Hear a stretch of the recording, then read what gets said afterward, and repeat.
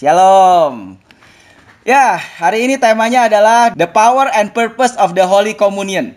Yaitu temanya adalah tujuan dan kuasa dari perjamuan kudus. Selama ini banyak orang yang menganggap perjamuan kudus adalah hal yang biasa. Kenapa? Ya, cuman makan doang sih. Itu urusannya. Apalagi makannya rotinya juga sedikit, minum anggurnya juga sedikit. Nggak kerasa, nggak kenyang gitu. Waktu saya ajak anak saya pertama kali juga, kok dikit amat gitu. Pengen tambah lagi, rotinya tambah lagi gitu. Jadi banyak orang merasa, apa sih tujuan dan makna dari perjamuan kudus? Nah, orang mikir ini kan cuma sekedar makan. Makan itu apa sih efeknya, apa sih dampaknya? Ternyata ada satu efek dan dampak yang luar biasa melalui makan. Kenapa? Tahukah saudara, dosa pertama kali dilakukan oleh Adam dan Hawa, dosa pertama itu urusan apa? Dosa pertama itu adalah urusan makan. Jadi dosa pertama juga masalahnya adalah masalah urusan makan-makan. Itu. Dosa pertama dicatat di dalam Kejadian 3 ayat 1, dikatakan Kejadian 2 ayat 16. Lalu Tuhan memberi perintah ini kepada manusia. Semua pohon dalam taman ini boleh kamu makan buahnya dengan bebas. Tetapi pohon pengetahuan tentang yang baik dan yang jahat itu janganlah kau makan buahnya. Sebab pada hari engkau memakannya, pastilah engkau mati. Saudara lihat, masalah pertama bagi manusia, dosa pertama bagi manusia, urusannya adalah urusan makan. Jadi dosa pertama adalah, masalah makan, gitu. Itulah dosa pertama masuk ke dalam manusia. Tuhan bilang jangan makan, ada pohon pengetahuan baik dan jahat, sama manusia dimakan. Dari situlah dosa pertama akhirnya masuk. Nah, kita tahu sama-sama di Taman Eden ada 2 pohon di tengah taman itu. Pada mulanya, yang satu adalah pohon kehidupan, Tree of Life. Satu lagi adalah pohon pengetahuan baik dan jahat yang gak boleh dimakan. Pohon kehidupan boleh dimakan. Dan semua pohon yang lain Tuhan bilang apa? Boleh dimakan. Jadi Adam bebas makan apapun kecuali satu yang jangan dimakan. Dosa pertama adalah gara-gara dia makan pohon yang tidak boleh dimakan. Dan waktu dia makan, akhirnya apa? Manusia jatuh dalam dosa. Ayatnya tadi bilang kalau kamu makan kamu akan mati. Berarti lawan daripada pohon kehidupan adalah pohon kematian. Kenapa ini pohon kematian? Itu adalah pohon pengetahuan baik dan jahat. Dan pertanyaannya saya pernah jawab juga. Kalau Tuhan kira-kira tahu nggak bahwa manusia akan makan ini pohon dari buah pengetahuan baik dan jahat? Tahu. Tapi kalau gitu kenapa Tuhan tanam juga itu pohon di situ? Jawabannya adalah supaya manusia tahu tentang arti dari penebusan. Dan supaya manusia tahu arti daripada free will. Kalau enggak, manusia diciptakan Tuhan seperti robot. Jadi enggak ngerti apa-apa. Karena Tuhan menciptakan manusia dengan kehendak bebas, makanya Tuhan kasih pilihan manusia untuk memilih. Untuk apa ya? Untuk makan dan tidak makan. Padahal yang lain harusnya boleh dimakan, termasuk pohon kehidupan. Dimakan ini pohon kematian sepertinya.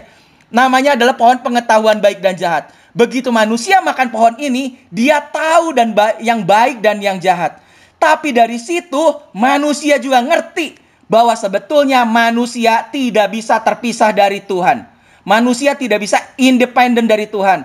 Karena apa? Paulus bilang, aku tahu apa itu yang baik dan yang jahat, tapi aku mau melakukan yang baik, tapi aku nggak bisa melakukan yang baik. Kenapa? Kita juga seringkali gitu, kita tahu harusnya begini. Tapi yang kita lakukan kenapa jahat lagi. Sejak kita makan, sejak ada makan dari buah pohon pengetahuan baik dan jahat. Akhirnya kita intensitasnya apa? Pengen terus supaya tahu baik dan jahat tapi gak punya kekuatan. Dari situlah Tuhan mau kasih tahu bahwa seharusnya yang kita makan itu adalah hanya dari pohon kehidupan. Siapa kehidupan ini? Yesus bilang, akulah jalan dan kebenaran dan kehidupan. Inilah pohon kehidupan adalah Yesus sendiri. Makanya di Yohanes dibilang, Yohanes 6 ayat 51. Yesus berkata, aku adalah roti hidup. Barang siapa yang mau datang ke surga, mau nyampe ke surga, Setiap orang yang makan daripada roti ini, dia akan hidup selama-lamanya. Inilah roti itu. Inilah roti itu. Roti ini adalah dagingku yang aku sudah berikan kepada dunia ini. Jadi simbol daripada pohon kehidupan itu adalah Yesus sendiri. Nah, jadi dosa awal tadi saya katakan, manusia nggak boleh makan pohon pengetahuan baik dan jahat, manusia makan. Gimana supaya sekarang kita terjadi apa? Pembalikan daripada itu.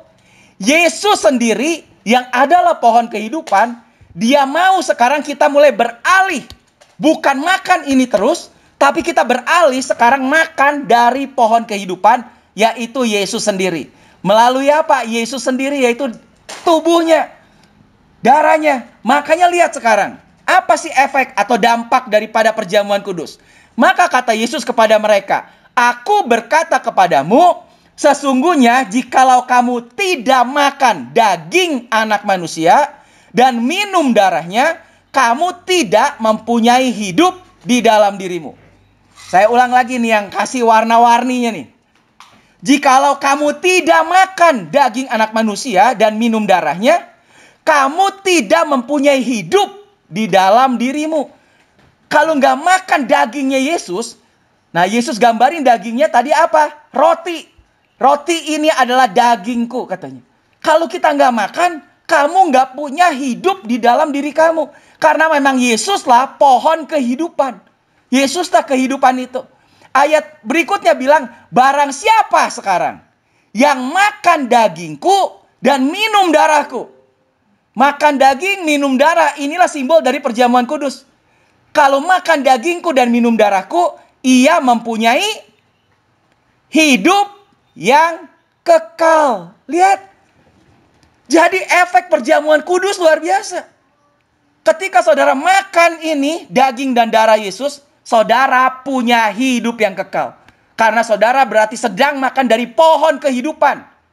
Setelah ada makan dari pohon pengetahuan baik dan jahat, sekarang kita mulai makan pohon kehidupan. Dan kalau sampai kita meninggal, Tuhan bilang, sebetulnya itu cuma tidur. Aku akan membangkitkan dia pada akhir zaman. Diulang lagi. Barang siapa makan dagingku dan minum darahku, katanya. Ia tinggal di dalam aku, kata Yesus, dan aku di dalam dia. Barang siapa makan dan minum, berarti apa? Kita menjadi satu dengan Yesus. Jadi, betapa pentingnya Holy Communion. Betapa pentingnya perjamuan kudus. Jangan saudara pikir, ini cuma masalah urusan makan. Saya bilang tadi, dosa aja pertama itu urusannya makan. Jadi kalau Yesus bilang jangan makan, dimakan sama Adam, jadi berdosa. Sekarang kebalikannya. Yesus bilang apa? Kamu makan. Kamu makan dari pohon kehidupan. Apa itu? Tubuh dan darahku. Kamu makan, kamu akan punya hidup yang kekal. Amin. Itulah sebabnya kenapa hari ini saya mau ajak kita makan. Justru kebalikan daripada dosa itu, Tuhan mau sekarang kita makan. As often katanya. Sesering mungkin bahkan. Untuk memperingati Tuhan. Untuk mengingat Tuhan. Dan yang kita makan nanti sebetulnya itu bukan sekedar roti. Karena ini adalah tubuh Yesus yang terpecah. Tadi dibilang Yesus dan kita adalah satu katanya.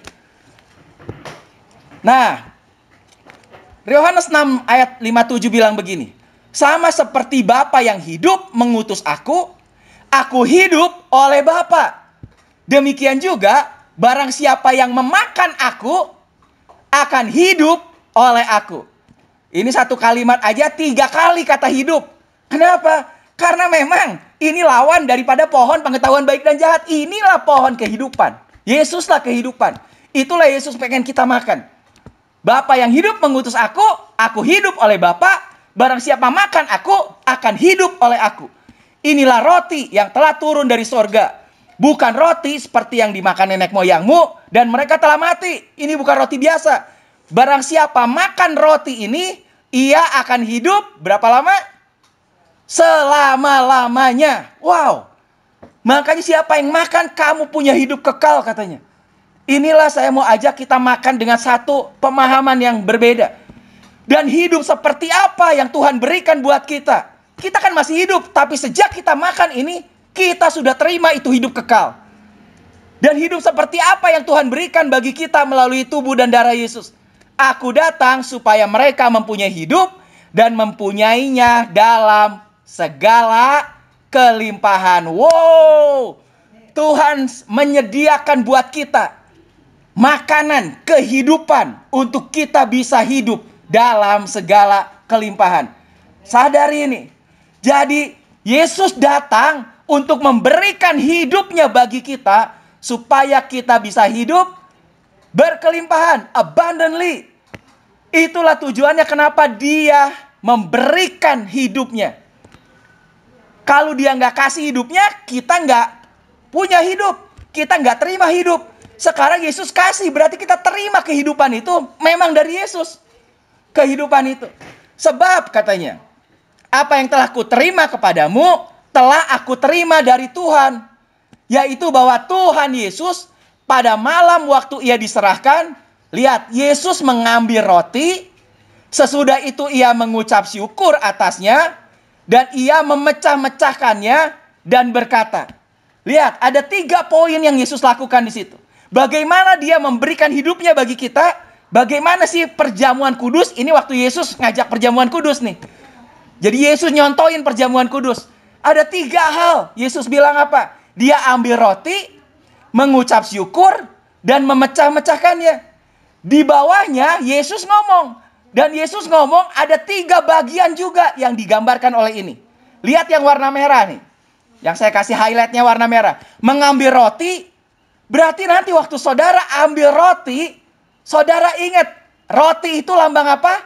Inilah tubuhku, kata Yesus. Jadi yang saudara pegang bukan roti, tapi apa? Tubuh Kristus. Sesudah itu, setelah dipegang apa? Mengucap syukur. Mengucap syukur, kenapa Tuhan mau kita mengucap syukur? Karena kita bersyukur buat apa? Yang diserahkannya bagi kamu. Kita bersyukur karena Yesus memberikan hidupnya bagi kita. Jangankan memberikan hidupnya. Kalau ada orang traktir kita aja kita bersyukur. Aduh makasih ya, terima kasih. Ada orang nganter kue, nganter makanan. Aduh terima kasih ya. Kita mengucap syukur. Dan sekarang bahkan Yesus sudah memberikan hidupnya. Makanya ngambil roti, mengucap syukur. Ini tubuh Yesus. Kita mengucap syukur karena dia sudah memberikan bagi kita. Kita sudah terima itu. Dan kemudian apa? Memecah-mecahkannya. Perbuatlah ini menjadi peringatan akan aku. Memecah-mecahkan berarti apa? Ingat terus. Ingat apa? Akan pengorbanan Yesus. 3 poin ini. Nanti waktu kita lakukan. Bahwa tubuhnya sudah terpecah bagi kita. Ayatnya di Yesaya bilang, dan dia tertikam oleh karena pemberontakan kita. Dia diremukan karena kejahatan kita. Dan ganjaran yang mendatangkan keselamatan bagi kita sudah ditimpakan kepada dia. Dan supaya oleh bilur-bilurnya kita telah sembuh. Bahasa Inggrisnya we are healed. Menarik kalau ngerti tenses. Are adalah present tense. Sekarang ini. Tapi healed-nya pakai ed. Berarti apa? Past tense. Sudah. Berarti hari ini saudara sudah sembuh. Wow. Hari ini saudara sudah sembuh. Karena apa? Yesus sudah lakukan bagi saudara. Nah, jadi nanti waktu kita makan roti, kenapa rotinya itu roti tidak beragi? Seperti apa sih? Apa bedanya roti yang beragi dan roti tidak beragi? Inilah. Roti yang beragi, nah bentuknya kayak gini. Rotinya enak kayak bretok mungkin gitu. Tapi yang Tuhan bilang, yang dipakai itu adalah roti yang tidak beragi. Roti yang tidak beragi adalah seperti kayak gini. Kalau saudara lihat. Dan ada 3 ciri yang dipakai. Saya pakai roti itu tuh. Ini dari Israel. Jadi kalau saya memang pakai perjamuan kudus, memang beli roti ya waktu dari Israel. Ini saya pakai. Jadi di situ kalau saudara lihat, ada apa? Ada titik-titik, lobang-lobang. Dan dari lubang-lubang kemudian ada apa? Ada garis-garis. Strip-strip. Itu garis-garis. Dan cirinya lagi apa? Dibakar. Kenapa? Karena sebetulnya roti ini, roti perjamuan kudus yang tidak beragi ini, adalah simbol daripada tubuh Yesus sendiri. Tadi kan rotinya simbol dari tubuh Yesus. Saudara lihat ini. Yesus tubuhnya itu sama seperti roti ini. Kenapa? Yesus dicambuk. Dan kemudian setiap cambukan itu ada garis, strip-stripnya tuh. Ada garis strip-strip. Dan simbolnya kenapa dibakar? Karena apa? Yesus menanggung semua penghukuman dari neraka. Upah dosa adalah maut. Yaitu apa? Di neraka. Makanya dibakar. Dan Yesus itu seperti apa? Dia masuk neraka dan dia kalahkan kuasa maut. Hai maut, di manakah sengatmu? Dia terima pembakaran itu. Ini seperti punggung Yesus tuh. Yang udah lobang-lobang dan garis-garis. Makanya rotinya, perjamuan kudus tuh roti kayak gini. Dan kenapa tubuh Yesus bisa garis-garis? Karena cambuk orang Roma, itu ada cambuknya gini, ujungnya tuh ada bola dari besi. Jadi setiap kali dicambuk, itu pasti bikin kayak lobang. Pak! Dan waktu ditarik itu bikin, menarik tubuhnya. Dan karena ada talinya, itu berarti ada stripnya. Makanya bentuk rotinya adalah seperti tadi. Nah, makanya tadi ayat yang kita baca, and by his stripe we are healed. Dan oleh setiap strip-stripnya, itu stripes, garis-garis tadi, kita sekarang sudah sembuh. Makanya nanti waktu kita makan perjamuan kudus, ingat 3 hal tadi apa? Ambil roti, ini adalah tubuh Yesus. Mengucap syukur, terima kasih untuk karya Yesus. Dan kemudian ingat, dipecah. Kenapa? Bahwa tubuh Yesus sudah terpecah bagi kita. Dan oleh setiap cabikan dari tubuh Yesus itu, sekarang kita terima kesembuhan dari Yesus. Itulah makna yang luar biasa dari perjamuan kudus. Di 2 Petrus diulangi lagi. Tadi itu di Yesaya. Ia sendiri telah sekarang memikul dosa kita di dalam tubuhnya di kayu salib. Supaya kita yang telah mati terhadap dosa, hidup untuk kebenaran. Ketika kita makan ada hidup kekal untuk kebenaran. Oleh bilur-bilurnya, bahasa Inggrisnya di bawah nih, by his stripes, oleh setiap garis-garis itu, we are healed. Kamu telah sembuh. Ada satu janji yang Yesus ngomong tentang apa yang akan kita makan, kita lakukan. Ada satu kuasa dari perjamuan kudus. Yaitu apa? Apa yang Yesus sudah tanggung. Dan itu layak untuk kita terima. Nah, satu dulu sebelum ini. Menurut saudara, kalau saudara lihat gambar ini, yang mana kira-kira salib Yesus? Yang sebelah kiri, yang tengah, atau yang kanan? Yang sebelah mana salib Yesus? Yang tengah. Yang tengah? Salah. Ya. Kenapa salah yang tengah? Yang kiri, oh lebih salah lagi. Yang kanan, oh lebih ngaco lagi. Tapi yang tengah, salah juga. Kenapa salah? Pertanyaannya, buat siapa itu salib? Salib itu apa sih? Salib itu adalah simbol dari penghukuman buat orang yang berdosa dan layak mati dan dihukum mati. Itulah salib. Jadi salib itu adalah orang yang melakukan dosa atau kejahatan dan layak dihukum mati. Pada zaman itu salah satunya adalah caranya adalah disalib. Pertanyaan saya, dosa apa yang Yesus lakukan? Kesalahan apa yang Yesus perbuat? Tidak ada. Kalau gitu, salib Yesus yang mana? Nggak ada. Betul. Nggak ada salib Yesus. Karena Yesus tidak melakukan kejahatan. Yesus tidak melakukan dosa. Tapi kenapa pertanyaannya Yesus mati di salib yang tengah? Kalau begitu, yang tengah ini salib siapa? Itu adalah salib saya dan saudara. Itu adalah salib kita. Yesus mati untuk menanggung dosa saudara dan dosa saya. Ini bukan salib Yesus. Ini adalah salib kita. Makanya we have sin. Kitalah yang sudah berbuat dosa. Tapi kita bersyukur. Karena apa? The sinless Savior paid my debt. Kita bersyukur karena juru selamat kita yang tidak melakukan dosa, yang justru bayar semua dosa kita dan mati di salib yang tengah. Jadi salib yang tengah itu punya siapa? Punya kita. Wow, saudara perlu ngerti. Itu bukan salib Yesus. Itu salib siapa? Sekali lagi, salib kita. Dan ini pemahaman yang penting sekali. Berarti apa? Kalau Yesus sudah mati di salib yang tengah yang adalah salib kita, berarti semua harga penghukuman dosa kita sudah dibayar oleh Yesus. Amin.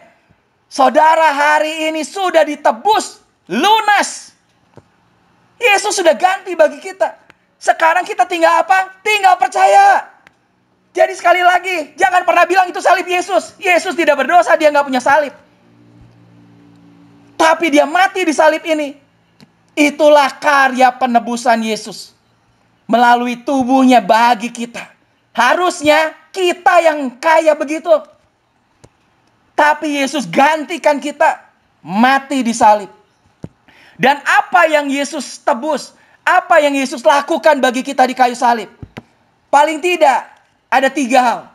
Yang satu, dia menanggung kematian. Karena upah dosa adalah maut. Upah dosa adalah kematian. Dia tanggung kematian itu. Dia mati bagi kita. Supaya hari ini kita bisa hidup. Saudara bisa hidup. Tadi di awal dibilang, itu seperti kita mulai makan pohon kehidupan lagi. Dan hidup apa yang Yesus berikan bagi kita? Hidup dalam segala kelimpahan. Itu yang Yesus janji. Aku datang supaya kamu punya hidup dalam segala kelimpahan. Kenapa? Karena kematian Yesus sudah tanggung bagi kita. Apalagi yang ditanggung Yesus di salib? Dikatakan kesakitan. Kenapa? Yesus sakit nggak kira-kira? Sakit. Makanya ayatnya tadi bilang apa? Supaya oleh bilur-bilur. Semua itu yang merah-merah tuh, lihat. Dia udah tanggung semua penyakit kita. Penyakit kita lah yang ditanggungnya katanya. Lah kalau penyakit kita udah ditanggung Yesus, berarti hari ini yang saudara layak terima adalah kesehatan daripada Yesus. Amin. Karena semua kesakitan kita sudah ditanggungnya. Dan apalagi yang Yesus tanggung? Yesus tanggung kemiskinan. Lihat, bahkan waktu Yesus disalib, bajunya aja dirobek. Tidak ada satupun harta. Sepertinya bisa dibilang begitu. Bahkan mungkin sebetulnya waktu Yesus disalib mungkin ditelanjangi. Cuman kalau kita lihat sekarang kok masih ada kain. Ya nanti kena undang-undang pornografi. Kalau gambarnya. Tapi kalau saudara mau tahu. Mungkin Yesus disalib ditelanjangin. Dipermalukan betul. Dibuatnya begitu miskin. Gak ada satupun yang dia bawa. Sampai baju aja dicopot. Supaya apa? Dia tanggung kemiskinan kita. Supaya hari ini saudara bisa kaya dalam segala hal. Amin. Lihat ayatnya jelas ditulis di 2 Korintus 8 ayat 9. Karena kamu telah mengenal kasih karunia Tuhan kita Yesus Kristus. Wow. Bahwa ia yang oleh karena kamu. Karena siapa? Karena kita menjadi miskin. Sekalipun ia kaya, Yesus kaya, dia yang punya surga, dia yang punya seluruh isi dunia. Dunia ini dia yang ciptain. Ferrari, Lamborghini gak ada apa-apanya dibanding Yesus. Itu semua yang ada di dunia punya dia tuh, dia yang ciptain. Tapi kenapa sekarang dia jadi miskin katanya? Dia jadi miskin karena kita. Supaya apa? Supaya kamu menjadi kaya oleh karena kemiskinannya. Amin. Banyak orang gak percaya, bukan gak percaya, gak tahu juga bahwa ada ayat ini. Kemiskinan saudara sudah ditanggung Yesus di atas kayu salib. Dia dibuatnya jadi miskin supaya kita jadi kaya. Dan apalagi yang Yesus tanggung? Galatia 3 bilang apa? Kristus telah menebus kita dari kutuk hukum Taurat. Dengan jalan menjadi kutuk. Karena siapa? Karena kita. Semua kutuk saudara sudah ditebus. Sebab ada tertulis, terkutuklah orang yang digantung pada kayu salib. Dan Yesus Kristus telah membuat ini. Telah menggenapi ini. Dia tergantung pada kayu salib. Dia apa? Dia tanggung semua kutuk kita. Amin. Wow. Jadi saudara hari ini tidak lagi hidup di bawah kutuk. Saudara perlu tahu ini. Kematian Yesus sudah tanggung. Dia berikan hidup bagi saudara. Hidup berkelimpahan. Kesakitan dia sudah tanggung. Dia memberikan kesehatan bagi saudara. Semua tadi itu udah ditanggung. Penyakit kita ditanggung dia. Terus apa tadi? Kemiskinan kita ditanggung dia. Dia memberikan kekayaan bagi kita. Kutuk dia tanggung bagi kita di salib. Breaking the curse. Dan dia sudah patahkan semua kutuk dalam hidup kita. Dan hari ini dia releasing blessings. Pakai S. Dia melepaskan berkat-berkatnya bagi kita. Amin. Lewat apa? Lewat tubuh dan darahnya. Yang sudah dia berikan bagi kita. Makanya hari ini perjamuan kudus bukan sekedar sesuatu yang biasa. Tapi ada sesuatu yang luar biasa. Akan membawa dampak luar biasa bagi saudara. Ketika kita ngerti apa artinya. Dan waktu disalib Yesus kemudian bilang apa? Sudah selesai. Sudah selesai berarti apa? Ya sudah selesai. Semua sudah selesai. Dosa sudah selesai bagi saudara. Penyakit sudah selesai. Kutuk sudah selesai. Dia tanggung di mana di kayu salib yang adalah salib saudara. Berarti apa? Semua yang saudara harus tanggung di salib sudah diselesaikan oleh Yesus. Jangan pernah berpikir belum selesai. Kalau Yesus sudah bilang selesai. Udah. Justru kita bersyukur buat karya salib Kristus. Justru kita bersyukur buat apa yang dia sudah lakukan. Yang dia mau lakukan bagi kita. Di kayu salib. Kita bersyukur. Dan sekarang tentang darahnya. Tentang cawan. Tadi tentang tubuh. Itu makanya roti, garis-garis semua itu adalah simbol daripada Yesus yang sudah tanggung bagi kita. Demikian juga ia mengambil cawan sesudah makan. Jadi nanti kita makan roti dulu makanya. Lalu berkata, cawan ini adalah perjanjian baru yang dimeteraikan oleh darahku. Jadi cawan, nanti lambang simbol daripada darah ini adalah meterai, perjanjian, segel sepertinya.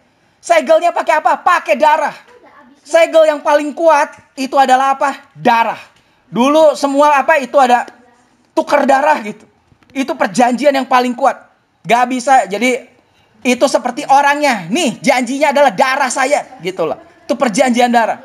Sebab setiap kali kamu makan roti ini dan minum cawan ini, kamu memberitakan kematian Tuhan sampai ia datang. Jadi di Ibrani bilang, hampir segala sesuatu disucikan menurut hukum Taurat dengan darah. Berarti darah tujuannya bisa apa ini? Di dalam perjanjian lama, di dalam hukum Taurat, segala sesuatu disucikan itu lewat apa? Darah. Jadi darah itu tujuannya buat menyucikan. Dan tanpa penumpahan darah, tidak ada pengampunan. Sebaliknya dengan penumpahan darah, berarti ada pengampunan. Di perjanjian lama, bagaimana sih pengampunan bisa terjadi? Tanpa penumpahan darah, tidak ada pengampunan. Berarti kalau mau diampuni, harus ada darah yang tertumpah. Gimana kalau orang berbuat dosa di perjanjian lama? Dia harus bawa anak domba. Dan dia bawa itu ke bait suci, dia bawa ke imam, dan kemudian nanti imam akan cek itu, dia akan lihat, ini layak enggak ini? Cacat atau enggak sih? Karena itu anak dombanya ini harus bagus semuanya, enggak boleh pincang, enggak boleh ini dan itu. Dan kalau oke, boleh. Kemudian orang ini disuruh apa? Menumpangkan tangannya kepada kepala daripada domba itu. Tandanya apa? Sekarang dia transfer semua dosa dia kepada si domba itu. Dia pindahkan. Karena karena domba ini salahnya apa? Domba ini nggak salah apa-apa. Betul. Makanya sekarang kita tumpangin tangan kepada domba. Jadi kesalahan kita pindah ke domba. Dan setelah itu apa? Dombanya dibunuh. Darahnya tertumpah. Domba yang nggak bersalah tanggung kesalahan kita. Dombanya sekarang mati. Sedangkan kita, dosa kita diampuni. Itulah di perjanjian lama. Dan kita lihat ini, satu filmnya.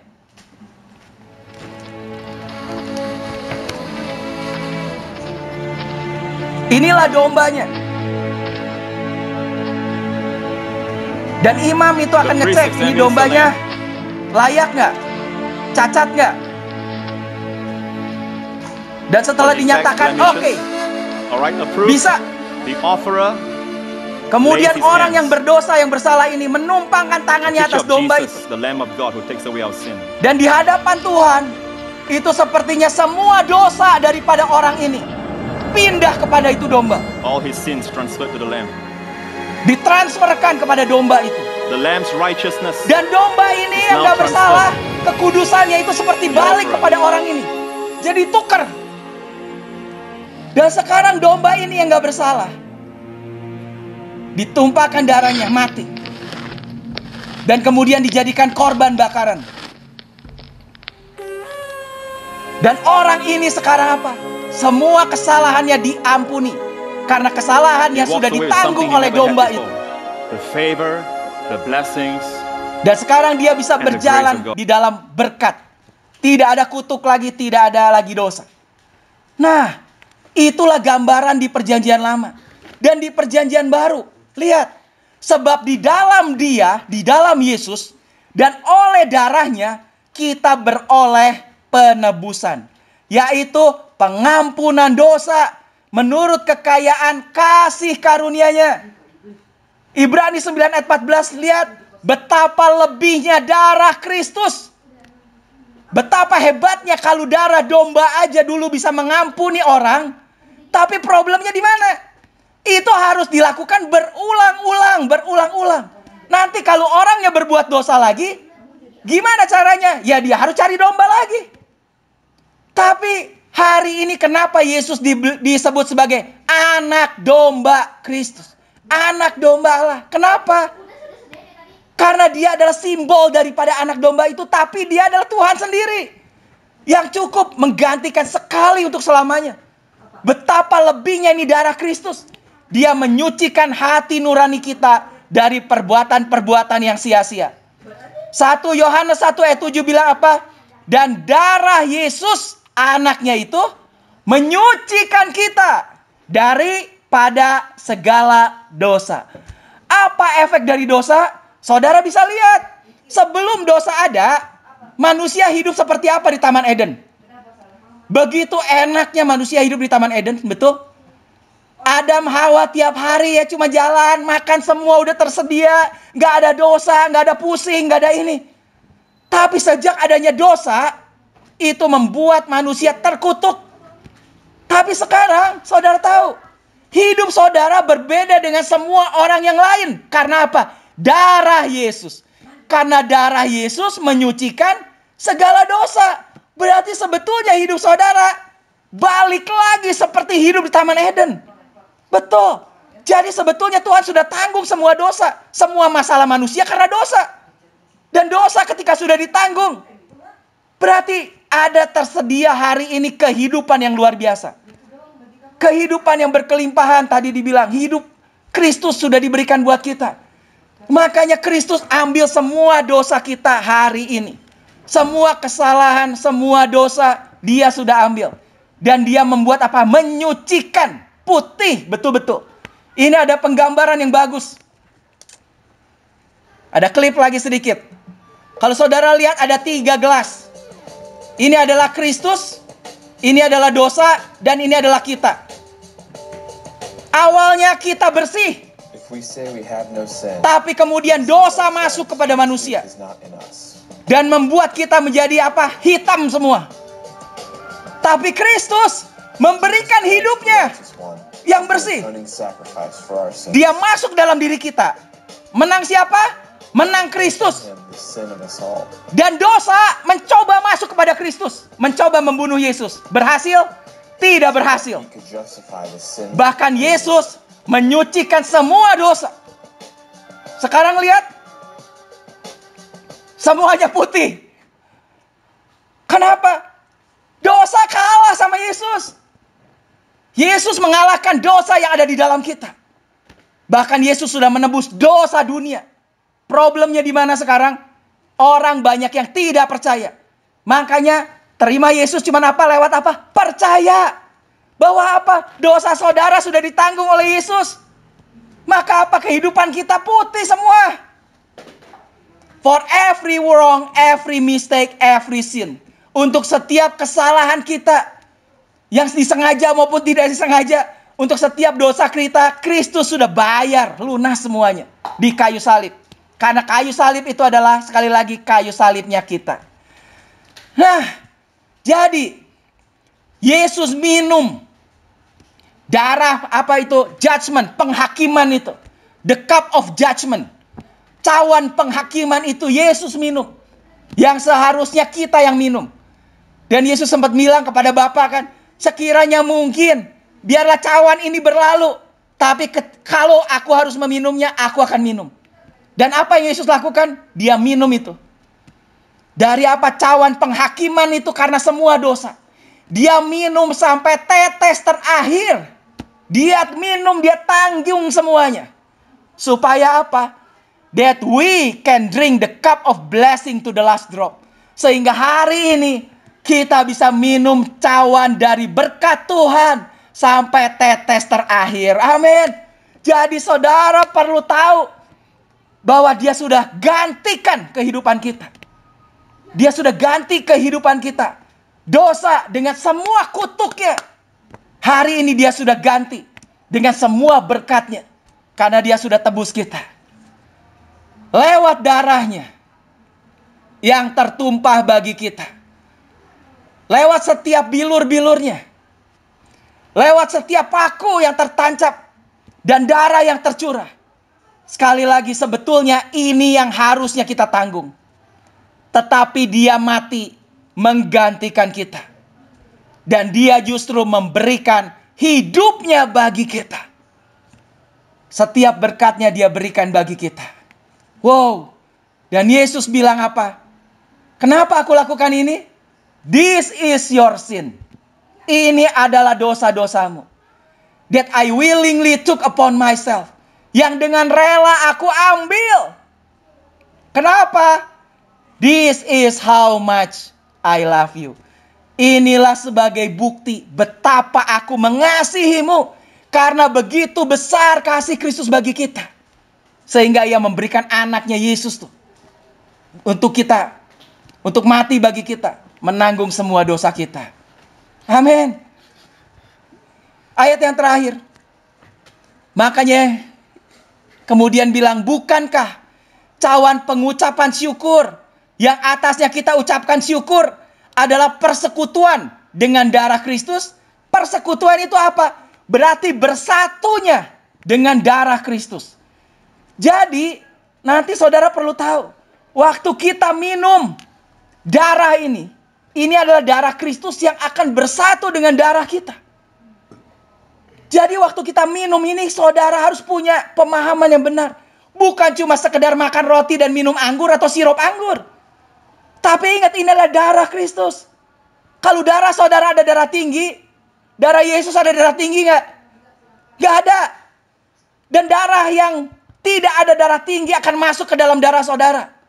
Kira-kira siapa yang menang? Tadi kita udah lihat. Dosa aja dimasukin ke Yesus, dosanya jadi bersih. Kita yang berbuat dosa, kita yang penuh dosa hitam, dimasukin Yesus, kitanya bersih. Betapa kuatnya darah Yesus itu yang menyucikan segala dosa katanya. Dan darah ini sekarang akan masuk dalam tubuh kita. Akan bersekutu, bersatu dengan darah kita. Berarti yang mengalir dalam kita adalah darah Kristus. Saudara percaya itu? Semua gula darah normal, semua darah tinggi, semua masalah darah, semua ini dan itu Makanya oleh bilu-bilunya kamu sudah sehat, sudah sembuh, sudah. Percaya itu. Jadi waktu minum, ini adalah persekutuan dengan darah Yesus. Dan waktu kita makan roti yang sudah dipecah-pecahkan, yang terpecah, bukankah itu ada persekutuan dengan tubuh Kristus? Bukankah sekarang akan bersatu tubuh kita dengan tubuh Kristus? Makanya dibilang di sini ayat berikutnya bilang, karena roti adalah satu, maka kita sekalipun banyak adalah satu tubuh. Makanya Yesus tuh pecah-pecah. Jadi sebetulnya kenapa ini terpecah? Ini adalah potongan daripada tubuh Kristus yang utuh. Yang saudara pegang adalah sebagian dari tubuh Kristus. Yang saya pegang juga sebagian dari tubuh Kristus. Tapi yang saudara pegang adalah tubuh Kristus. Yang saya pegang juga adalah tubuh Kristus. Waktu kita makan, kita menjadi satu tubuh dengan Kristus. Wow, saudara. Berarti kalau tubuhnya, sekarang tubuh siapa? Tubuh Kristus. Makanya Paulus berkali-kali selalu bilang, hidupku bukan aku, melainkan Kristus yang hidup di dalam aku. Mulai sekarang jangan mau lagi ditipu oleh iblis. Saudara perlu tahu siapa hidup kita ini. Karena Kristus. Ya, sekarang kita akan praktek. Kita akan makan dari perjamuan kudus. Saudara yang belum ambil roti dan anggur, dan dikatakan di sini the blood, darah itu adalah rescue us from eternal destruction. Darah itu sudah menebus kita dari kehancuran kekal. Yaitu apa? Dia berikan kepada kita sekarang keselamatan kekal. Dan tubuh itu berarti apa? Kalau tubuh Kristus masuk dalam tubuh kita, tidak boleh lagi ada kelemahan dan sakit penyakit dalam tubuh kita. Oleh bilur-bilurnya kita sudah sembuh. Dia memberikan health and wealth.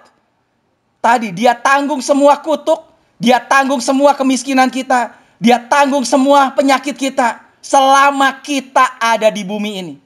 Dan lewat tubuhnya ini dia memberikan kepada kita hidup yang kekal. Karena kita seperti hari ini kita makan dari pohon kehidupan. Yaitu Yesus sendiri. Dia adalah jalan kebenaran dan kehidupan. Kita hari ini akan makan dari pohon kehidupan. Setelah Adam makan dari pohon pengetahuan baik dan jahat, dan dari situlah dosa masuk. Hari ini kita akan makan lawannya, yaitu kita makan dari pohon kehidupan. Dan Yesus bilang, kenapa dia lakukan ini semua? I did this for you. Dia sungguh-sungguh lakukan ini bagi kita. Amin. Saya ajak kita akan nonton satu klip dulu sebelum nanti kita akan langsung masuk dalam perjamuan kudus. Klip ini mungkin saudara pernah nonton. Saya aja nonton udah ratusan kali. Tapi setiap kali saya lihat, wow, itu adalah diingatkan lagi. Makanya Yesus bilang apa? Apa yang kita lakukan ini, do this as often katanya. Lakukan ini sesering mungkin untuk kamu mengingat akan aku.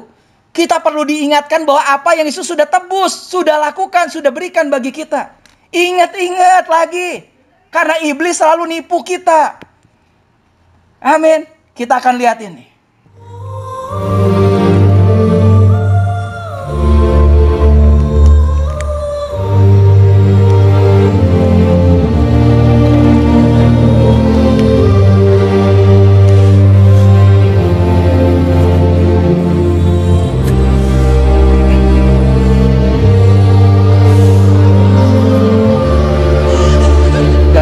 Salib Yesus, lihat, bahkan orang yang menyalibkan dia bilang apa? Ya Bapa, ampuni mereka, sebab mereka gak tahu apa yang mereka perbuat. Karena memang dia melakukan ini dengan kasihnya untuk menebus kita.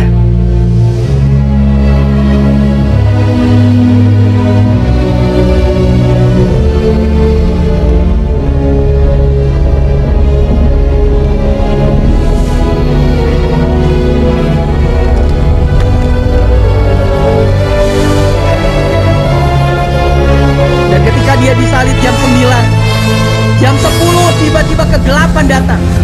Itulah kenapa kita bisa bilang kuasa kegelapan itu coba nyerang Yesus. Dan semua dosa apapun, semua kuasa dosa menyerang Yesus. Penghukuman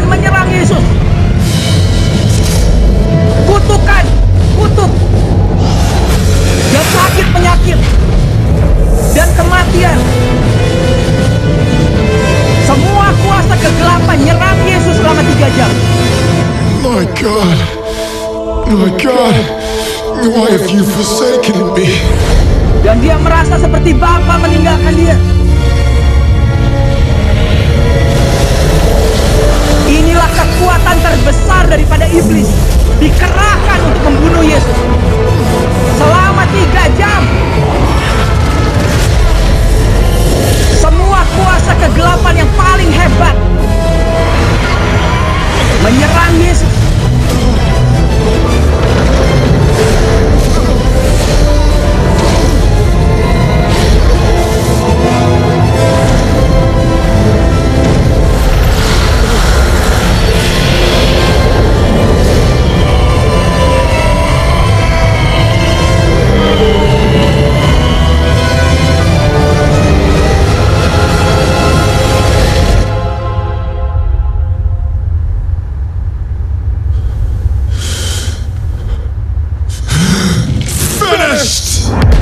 Sudah selesai. Yesus kalahkan itu semua kuasa kegelapan itu. Dan kuasa kegelapan iblis gagal untuk membunuh Yesus. Dan jam tinggal kembali terang. Jadi Yesus tidak mati oleh karena iblis, oleh karena kuasa kegelapan. Tapi apa yang membuat Yesus meninggal? Father, Setelah dia kalahkan, setelah dia bilang sudah selesai, dia serahkan nyawanya. my spirit. Dia tidak mati karena dibunuh iblis. Iblis dikalahkan dulu.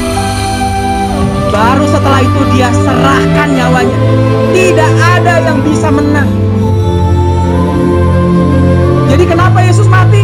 Dia serahkan nyawanya. Setelah dia kalahkan kuasa iblis, kuasa kegelapan itu. Berarti hari ini dia sudah tanggung semuanya. Kita hidup berkemenangan di dalam dia. Amin. Mari kita siapkan. Kita angkat roti di sebelah kanan kita. Inilah the amazing grace. Inilah kasih karunia-Nya yang luar biasa. Inilah kasih-Nya bagi kita. Meskipun kita orang berdosa, tapi dia mau mati menggantikan kita. Kita angkat roti ini. Tuhan, kami tahu ini adalah tubuh-Mu yang sudah terpecah bagi kami. Dan sebentar lagi tubuh-Mu akan masuk ke dalam tubuh kami. Dan akan bersatu ke dalam tubuh kami. Dan kami tahu tubuh kami, hidupku bukannya aku lagi. Mulai hari ini, tubuhku adalah Kristus yang hidup di dalam aku. Terima kasih Tuhan Yesus. Karena itu, segala kelemahan dari tubuh kami tahu sudah ditanggung oleh Yesus. Mulai hari ini kami terima kehidupan yang sudah Yesus berikan bagi kami. Terima kasih Tuhan. Di dalam nama Yesus, kami bersyukur. Mari kita makan ini.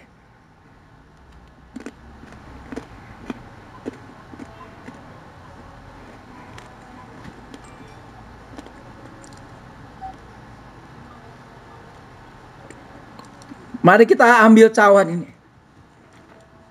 Cawan ini adalah darah Kristus. Darah perjanjian baru. Yang sudah tercurah bagi kita. Dan darah ini akan masuk ke dalam tubuh kita. Dan akan bersatu dengan tubuh kita. Persekutuan di dalam darah Kristus dan tubuh Kristus.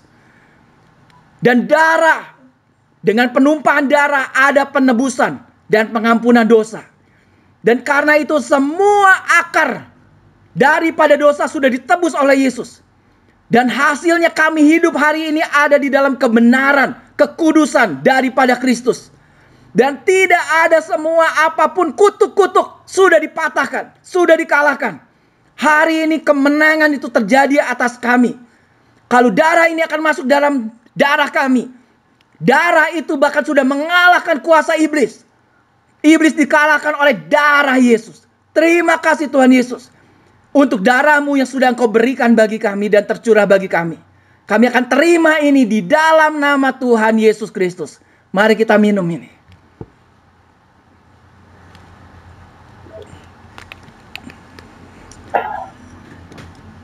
Mari kita bersyukur. Terima kasih Tuhan. Untuk tubuh dan darah-Mu yang sudah Engkau berikan bagi kami.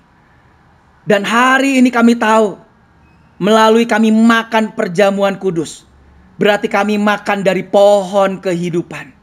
Hari ini ada kehidupan kekal yang sudah Engkau berikan bagi kami.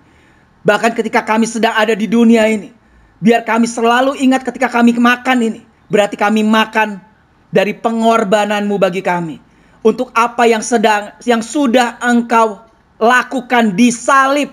Salib kami. Engkau sudah tanggung. Engkau sudah bayar semuanya. Engkau sudah bayar semua kutuk. Engkau sudah bayar semua dosa. Engkau sudah tebus semua kemiskinan kami. Engkau sudah tebus semua dari curse, dari kutukan itu. Dan Kau memberikan kepada kami kehidupan. The tree of life. Dan kehidupan dalam segala kelimpahan.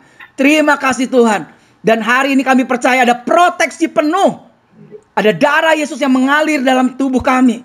Karena itu tidak ada virus, tidak ada penyakit apapun yang bisa masuk dalam hidup kami. Hari ini oleh bilur-bilur Yesus kami sudah sembuh. Sudah sembuh, sehat semuanya. Terima kasih Tuhan Yesus. Biar kami selalu ingat. Tuhan mau untuk kita selalu ingat. Makanya ada perjamuan kudus. Setiap perjamuan kudus biar kita ingat. Akan apa yang Yesus sudah sediakan bagi kita. Dan itu sudah kita terima semuanya. Terima kasih Tuhan Yesus. Kami bersyukur untuk apa yang sudah Engkau lakukan bagi kami. Di dalam nama Yesus kami berdoa. Amin. Tuhan memberkati saudara. Nah, hari ini saya itu baru membagikan tentang kuasa dari kematian Kristus sebetulnya. Dari kematian Kristus, darahnya dan tubuhnya tercurah bagi kita. Harusnya ini dikhotbahin hari Jumat Agung. Dan hari ini adalah hari Minggu Paskah. Ini adalah kebangkitan Yesus. Harusnya dibahas tentang kuasa kebangkitan. Cuma karena kita zoomnya 2 minggu sekali. Jadi ya udah gak apa-apa. Jadi minggu ini kita bahas tentang kuasa kematian Yesus. Kalau mau dibilang gitulah. Kuasa kematian.